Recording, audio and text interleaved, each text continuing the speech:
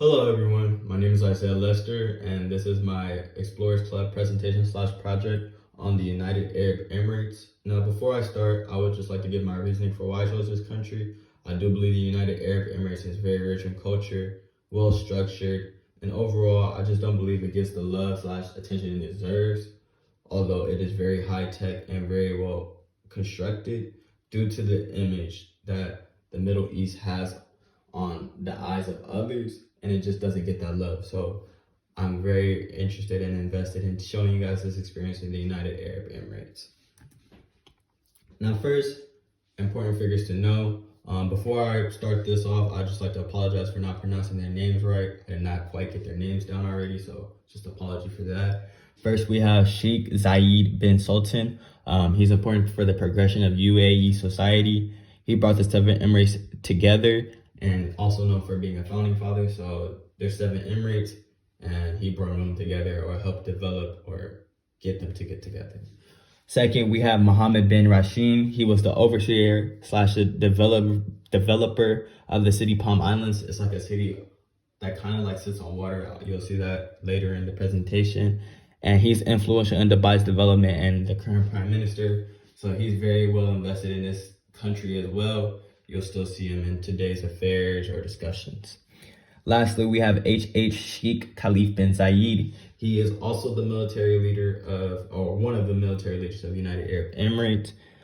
He is a leader of the city Abu Dhabi and helped develop UAE government. So he's very influential and impactful. Now, a little UAE history.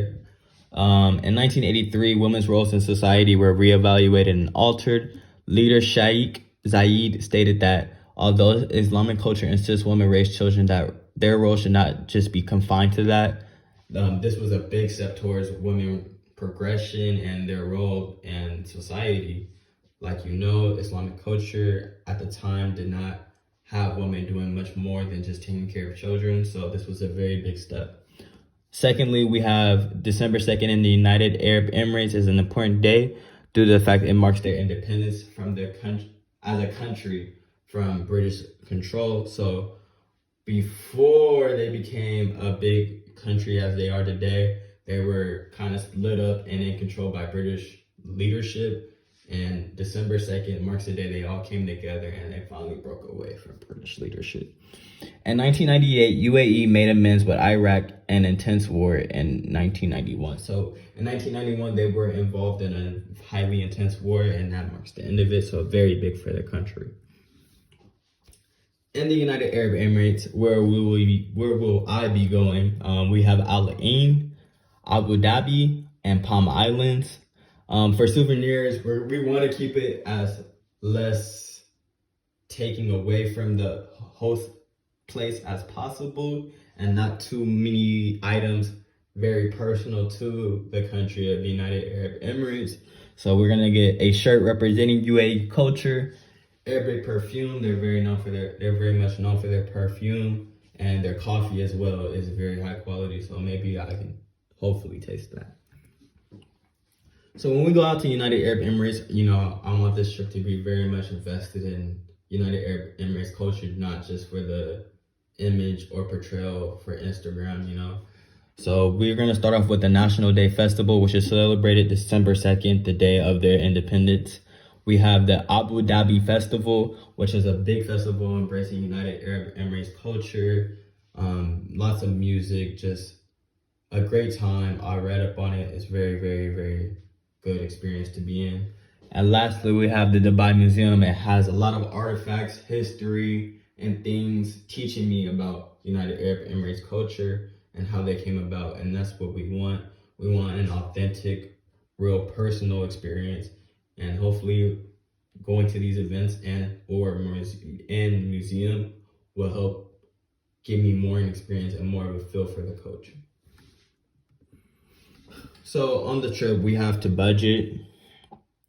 The Airbnb, I know it contributes to toxic tourism, and the fact that me using an Airbnb raises the prices for others living, but we can't stop toxic tourism all the way in a sense. So we do have an Airbnb, $50 a night, 14 days. We have a $650 ticket there and back.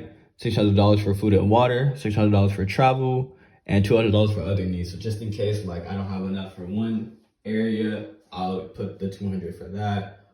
Or if I have little small needs, we'll use that money. Now, due to me not being familiar with the environment, we might have a little communication issues. So communication issues we may face will be that the fact that the official language in the United Arab Emirates is Arabic. Different societies, so different social cues. I've got to be aware for that. Money conversion might be a challenge. They use different form of money out there. So I will be struggling with that. And getting around from area to area. Can I just rely on Syria, which I doubt I can't. How can we go about solving these issues?